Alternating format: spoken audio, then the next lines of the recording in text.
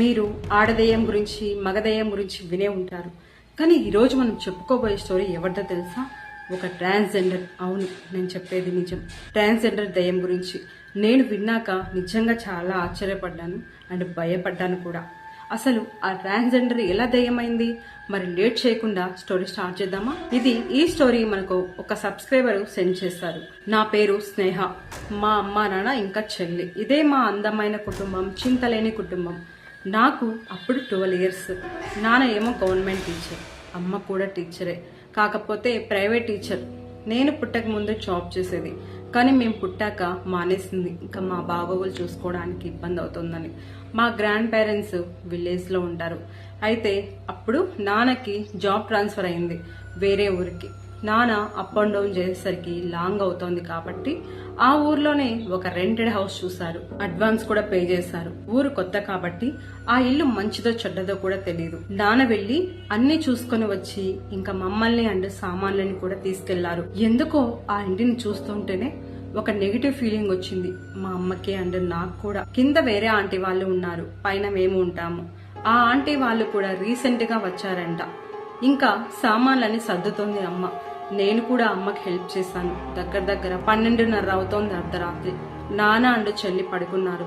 అలా కొన్ని డేస్ బానే గడిచింది. నాన్న డ్యూటీకి వెళ్లి ఈవినింగ్ వచ్చేవారు. అమ్మ ఒక్కటే ఇంట్లో ఉండేది. మా అమ్మ ఎవరితోనూ మాట్లాడేది కాదు, చాలా సైలెంట్ ఉండే మనిషి. నేను చెల్లి స్కూల్ కి వెళ్తే ఈవినింగ్ వచ్చేవాళ్ళం. ఇప్పుడు అమ్మ ఒక్కటే ఇంట్లో ఉండేది. అలా కొన్ని డేస్ గడిచాయి బానే. ఒకసారి అమ్మ వంట చేస్తుంటే వెనుక నుండి ఏదో మూవ్ అయినట్లు అనిపించిందంట. అది తన భ్రమ ఏమో అనుకుంది. ఆ రోజు అలా గడిచిపోయింది. మళ్ళీ మరుసటి రోజు కూడా మా అమ్మ వంట చేస్తూ ఉంటే ఏదో ఏడుపు సౌండ్ పదే వినిపిస్తోందంట. అది ఒక రూమ్ లో నుంచి. మేము ఒకే రూమ్ లోనే పడుకుంటాము కాబట్టి ఆ రూమ్ లోకి అంతగా వెళ్లే వాళ్ళం కాదు. అది ఒక స్టోర్ రూమ్ లా ఉండేది. ఆ సౌండ్ విని అమ్మ వెళ్లి చూసేసరికి ఒక నల్లటి నీడ కనిపిస్తూ ఉందంట. అది కదులుతూ అటు ఇటు కనిపించిందంట. మా అమ్మ కళ్ళు మళ్ళీ క్లియర్ గా చూస్తే అది మాయమైపోయింది. ఆ భయంతో నాన్నకి ఏడుస్తూ చెప్పింది. ఆ భయంకి అమ్మకి ఫీవర్ కూడా వచ్చింది. నాన్న మాత్రం ఏం లేదు, నువ్వు కొత్త ఇల్లు కాబట్టి అలా అనిపించి ఉండవచ్చు అని చెప్పారు. అలా ఆ డే అలా గడిచిపోయింది. మళ్ళీ 2 days కి నాన్న ఫ్రెష్ అయ్యేకి వెళ్తే ఎవరో ఒక నల్లటి ఆకారంలో నాన్నని చూస్తూ ఉందంట. అప్పుడు నాన్న బయటికి వచ్చి జరిగిందంతా చెప్పాడు. కానీ ధైర్యంగానే ఉన్నాడు. లోపల భయం ఉన్నా సరే, ఎందుకంటే నాన్న అలా ఉంటే మేము ఇంకా భయపడతాం కదా, అందుకని. అప్పటి నుండి ఆ దెయ్యం మా అమ్మకి నాన్నకి రోజు కనిపించడం ప్రారంభించింది. భయంతో అమ్మ వణికిపోయేది. నా వల్ల కాదండి, పిల్లలు ఉన్నారు, ఖాళీ చేద్దాం, ఎలా అయినా ఖాళీ చేద్దామండి అని. నాన్న కూడా ఓకే అన్నారు. కానీ ఇల్లు అంటే అంత ఈజీగా దొరకదు కదా, రెంట్ హౌస్. సో నాన్న ప్రయత్నంలో నానున్నాడు. అలా అన్నప్పటి నుండి అది ఇంకా ఎక్కువ భయపడడం స్టార్ట్ చేసింది. ఒకసారి అయితే మా చెల్లి పడుకుని ఉంటే దాని మీద కూర్చొని పీక పిసుకుతోందంట. అప్పుడు అమ్మకి మెలకు వచ్చింది. గట్టిగా చూసి అర్చేసింది. ఏమండి అని అర్చేసింది. నాన్నకు ఇంకా అర్థమైపోయింది బాగా. ఎలా అయిన ఇల్లు చూడాలని ఫిక్స్ అయిపోయారు. నాన్న డ్యూటీ నుండి వచ్చి మళ్ళీ హౌస్ సర్చింగ్ లో బిజీ అయిపోతున్నారు. కానీ ఒక మంచి హౌస్ దొరకడం లేదు. ఇంకా బయట వాళ్ళకి విషయం చెప్పినా వాళ్ళు కూడా ఏమి చెప్పడం లేదు. మాకు తెలియదు అంటున్నారు. ఎందుకంటే వాళ్ళకి తెలుసు, అలా నటిస్తున్నారు భయపడి. ఇంకా లేట్ చేయకుండా ఈ లోపు ఒక స్వామిని తీసుకొచ్చాడు నాన్న. ఆయన ఇంట్లో అడుగు పెడుతూనే, అవును ఉంది, కొన్ని పూజలు చెయ్యాలి, లేకుంటే మీరు ఎక్కడికి వెళ్ళినా అది మిమ్మల్ని వదిలిపెట్టదు అన్నాడు. సరే అని ఒక ఆదివారం రోజు పూజ చేశాడు. ఏవేవో నిమ్మకాయలు ముగ్గులు పెట్టి. ఆ తర్వాత ఆదివారం కూడా పూజ చేసి దాన్ని పట్టుకోవాలి ఎలా అయినా అని మంత్రాలు చదువుతున్నాడు. అలా ఆయన చదువుతున్నప్పుడు అప్పుడు ఆ నల్లటి ఆకారం ఆ ముగ్గు మీద కూర్చుంది. స్వామి ఇలా అడుగుతున్నాడు, అసలు నువ్వు ఎవరు? వీళ్ళని ఎందుకు ఇబ్బంది పెడుతున్నావు చెప్పు, లేకుంటే నేను ఈ గాజు సీసాలో బంధిస్తా అన్నాడు. అది చాలాసేపు వరకు అలానే పొగ రూపంలోనే ఉండిపోయింది. పొగ రూపంలోనే ఉండి మూలుగుతోంది అని. ఆయన మంత్రాలు ఇంకా గట్టిగా చదివేసరికి అప్పుడు అది మాట్లాడడం మొదలు పెట్టింది. నేను అంటూ, నా పేరు రఘు, మా అమ్మ నాన్నకి ఒక్కగానొక్క కొడుకును, నేను పుట్టుకతోనే ట్రాన్స్జెండర్. మాకు చాలా ఆస్తులున్నాయి. మా బాబాయ్ ఉన్నాడు, వాడు మమ్మల్ని చూసి కుళ్ళుకునేవాడు. అమ్మా నాన్నలకు వయసు అవ్వడంతో వారు పోయారు. ఇప్పుడు నేను ఒక్కడనే మిగిలా.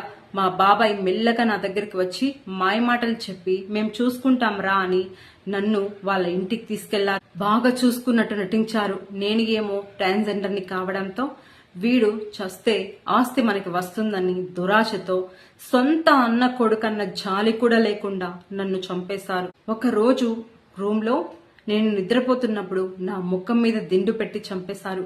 ఎవరికి డౌట్ రాకుండా ఆత్మహత్య చేసుకున్నాడని నమ్మించారు. అంతే. అప్పటి నుండి నేను వాళ్ళ మీద పగతో రగిలిపోతున్నాను. ఎప్పుడెప్పుడు కనిపిస్తారా అని చూస్తున్నాను. అలానే నాకు ఇష్టమైన నా ఇంటికి వచ్చి ఇక్కడే ఉంటున్నా.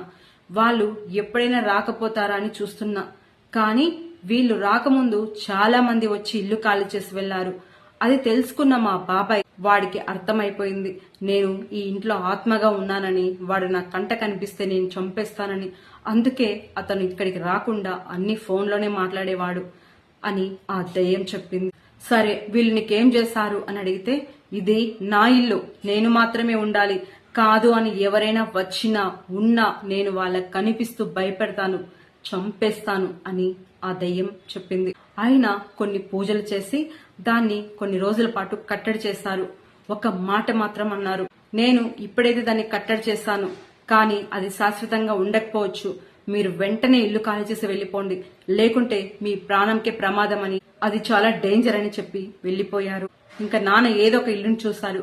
ఆ ఇంటికి వెంటనే లేట్ చేయకుండా వెళ్లిపోయాం. అలా ఆ భయంకరమైన ఘటన మా జీవితాల్లో జరిగింది. ఇప్పుడు మేము ఓన్ హౌస్ లో ఉన్నాం, హ్యాపీగా ఉంటున్నాం. కానీ ఆ సంఘటన మాత్రం జీవితంలో మర్చిపోలేని విధంగా మా మైండ్ లో ఉండిపోయింది అని ఆవిడ మనకు వాళ్ళ లైఫ్ లో జరిగిన ఇన్సిడెంట్ గురించి షేర్ చేశారు. సో ఫ్రెండ్స్, అద్దె ఇల్లు అన్ని ఒకేలా ఉండవు. కొన్ని బాగా అచ్చు వస్తాయి, ఇంకొన్ని ఇలా చెడు అనుభవాలను మిగులుస్తాయి. కానీ మన సబ్స్క్రైబర్ ఫ్యామిలీ మాత్రం సేఫ్ గా బయటపడ్డారు. అలా అన్నిసార్లు జరగకపోవచ్చు. సో అద్దె ఇంట్లోకి వెళ్లేటప్పుడు 1కి 10 సార్లు ఆలోచించుకొని ఎంక్వైరీ చేసుకుని దిగండి. మరొక మంచి హారర్ వీడియోతో మళ్ళీ కలుద్దాం. అంతవరకు సెలవు. నమస్కారం.